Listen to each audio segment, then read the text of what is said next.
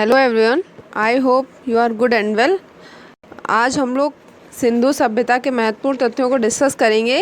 और इसके पहले लेक्चर में हम लोगों ने सिंधु काल में विदेशी व्यापार एवं प्रमुख स्थल, नदी, उत्खननकर्ता एवं वर्तमान स्थिति को डिस्कस किया हुआ है। अगर आप वो देखना चाहते हैं तो इसका नेक्स्ट लेक्चर देख सकते हैं। और आज हम सिंधु सभ्यता किस तिथि से प्रारंभ हुई, उसमें कौन कौन सी चीज़ें खोजी गई, कौन कौन सी उसमें कार्य किए गए हैं, उनके बारे में डिस्कस करेंगे। आपका स्वागत है हैशटैग स्टडी पॉइंट पे। और स्टार्ट करते हैं सिंधु सभ्यता से। सिंधु सभ्यता को हड़प्पा सभ्यता भी माना जाता है और ऐसा माना जाता है कि ये ताम्र पाषाण संस्कृतियों से भी पुरानी सभ्यता है। और इसकी विश्लेषण पद्धति में रेडियो कार्बन C14 जैसे सर्वसामान्य तिथि है। सर्वसामान्य तिथि 2400 ईस्वी पूर्व से 1700 ईस्वी पूर्व मानी गई है। जो रेडियो कार्बन की विश्लेषण पद्धति थी वही सिंधु सभ्यता की पद्धति मानी गई है। और सिंधु सभ्यता की खोज राय बहादुर दयाराम साहनी जी ने की थी। और सिंधु सभ्यता को प्रोटो हिस्टोरिक या प्राक ऐतिहासिक या कांस्य युगीन भी माना जाता है। और यहाँ के प्रमुख निवासी द्रविड़ एवं भूमध्य सागरीय थे। और सिंधु सभ्यता के सर्वाधिक पुरा स्थल दाशक नदी के किनारे स्थित हैं, जिनके कुछ नाम इस प्रकार से हैं, जैसे सूत कांगेडोर जो कि बलूचिस्तान में है। सेकंड है पूर्वी पुरा स्थल हिंडन नदी के किनारे आलमगीरपुर जो जिला मेरठ उत्तर प्रदेश में है। उत्तरी पुरा स्थल चिनाब नदी के तट पर है।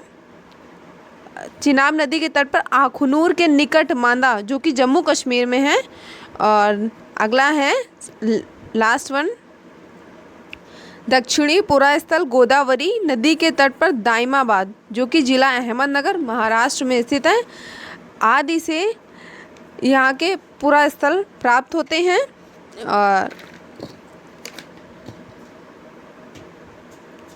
और सिंधु सभ्यता को नगरीय सभ्यता माना जाता था। ऐसा माना जाता था कि सिंधु सभ्यता के लोग नगर में रहना ज़्यादा पसंद करते थे। और दिमाग न लगाओ। 6 बड़े नगर थे, जिनमें पहला है मोहनजोदड़ो, दूसरा है हड़प्पा और गढ़वारीवाल, धौलावीरा, राखीगढ़ी एवं कालीबंगन। अब उनके कुछ महत्वपूर्ण तथ्यों को डिस्कस करेंगे। और स्वतंत्रता प्राप्ति के पश्चात हड़प्पा संस्कृति के सर्वाधिक स्थल गुजरात में खोजे गए थे, जो कि अभी भी बहुत ही प्रचलित हैं। सिंधु सभ्यता का बंदरगाह लोथल एवं सूतकोतता में है। सिंधु सभ्यता की सबसे बड़ी इमारत जो वहाँ का स्नानाघर था, उसको ही वहाँ की सबसे बड़ी इमारत माना जाता था, जो कि मोहनजोदड़ो में थी। और जिसकी लंबाई 11.88 मीटर, चौड़ाई 7.01 मीटर एवं गहराई 2.43 मीटर मानी गई है। अग्निकुंड भी लोथल एवं कालीबंगन से प्राप्त हुए हैं। और यहाँ पर एक शील पर 3 मुख वाले देवता की मूर्ति मिली है, जो कि पशुपतिनाथ जी की है। और इनके चारों ओर हाथी, गैंडा, चीता एवं भैंसा विराजमान है। नर्तकी की कांस्य मूर्ति मोहनजोदड़ो से मिली है। और हड़प्पा की मोहरों पर सबसे अधिक एक श्रृंगी पशु का अंकन मिलता है। एक श्रृंगी अर्थात एक सींग वाले पशु का अंकन यहाँ की मोहरों पर मिला है। मक्के बनाने के कारखाने लोथल एवं चन्हूदड़ो में थे। सिंधु सभ्यता की लिपि भावचित्रात्मक थी और ये लिपि को लिखने का तरीका भी अलग था। जैसे इस लिपि को दाईं से बाईं ओर लिखा जाता था। और अभिलेख में एक से अधिक पंक्ति हो तो इसको पहली पंक्ति दाईं से और बाईं और दूसरी बाईं से दाईं की ओर लिखी जाती थी। सिंधु सभ्यता के नगरों एवं घरों के विन्यास के लिए ग्रिड पद्धति प्रचलित थी। और जो यहाँ के घर थे वो पीछे के दरवाजे से खुलते थे, जबकि लोथल के जो घर थे वो मुख्य दरवाजे की से खुलते थे। सिंधु सभ्यता की प्रमुख फसलें गेहूँ और जौ थी। और यहाँ की मिठास, ये लोग मिठास के लिए शहद का प्रयोग करते थे, अर्थात यहाँ की प्रसिद्ध मिठाई शहद थी। और मिट्टी से बने हल के साक्ष्य बनवाली से मिलते हैं। जो वहाँ के बनवाली होते थे उनके जो हल होते थे वो मिट्टी के बने हुए होते थे। चावल के साक्ष्य रंगपुर एवं लोथल से मिलते हैं। सैंधव कालीन घोड़े के अस्थि पंजर सुरकोतदा, कालीबंगन एवं लोथल से प्राप्त हुए हैं। और तौल की इकाई के लिए संभवतः 16 के अनुपात में चीज़ें तौली जाती थी यहाँ।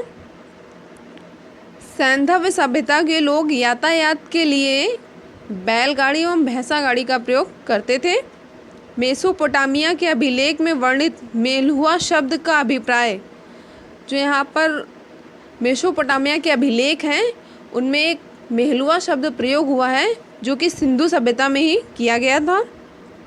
और हड़प्पा एवं मोहनजोदड़ो को एक विस्तृत साम्राज्य की जुड़वा राजधानी कहा गया है, अर्थात ये जो दो नाम है हड़प्पा एवं मोहनजोदड़ो, ये यहाँ के साम्राज्य की जुड़वा राजधानी कही गई है। और ये एक पिग्गट नाम का विशेष व्यक्ति था जिसने ये पिग्गट नाम दिया था।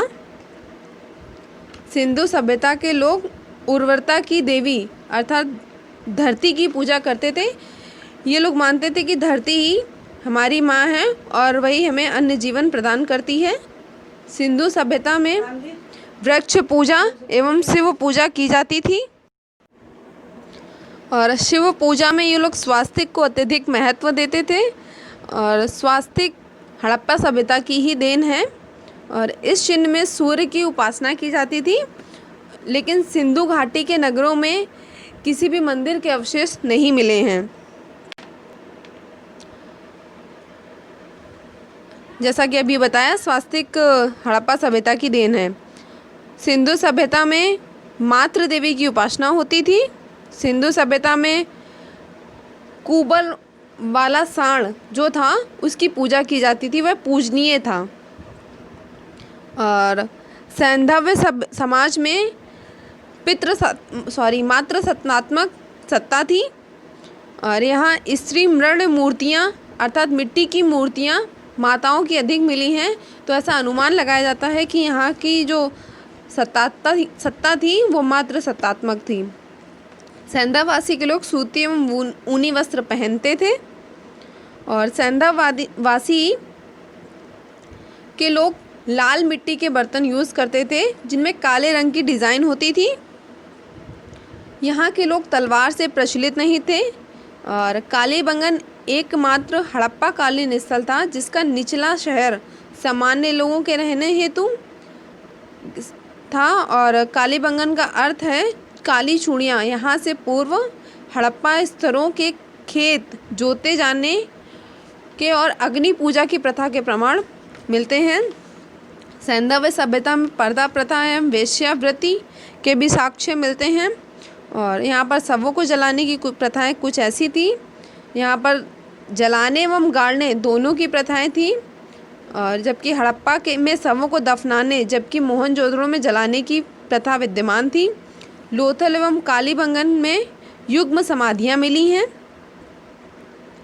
और सैंधव सभ्यता के विनाश का जो प्रमुख कारण माना जाता है वो है बाढ़। और यहाँ आग में पकी हुई मिट्टी, जो मिट्टी आग में पककर लाल तप्त हो जाती है, उसको यहाँ पर टेराकोटा कहा जाता था। इसके पश्चात हम लोग वैदिक सभ्यता को डिस्कस करेंगे और उसमें भी बहुत सारी महत्वपूर्ण चीज़ें हैं। तो उसके लिए आपको नेक्स्ट लेक्चर का वेट करना पड़ेगा। Thank you for watching my video.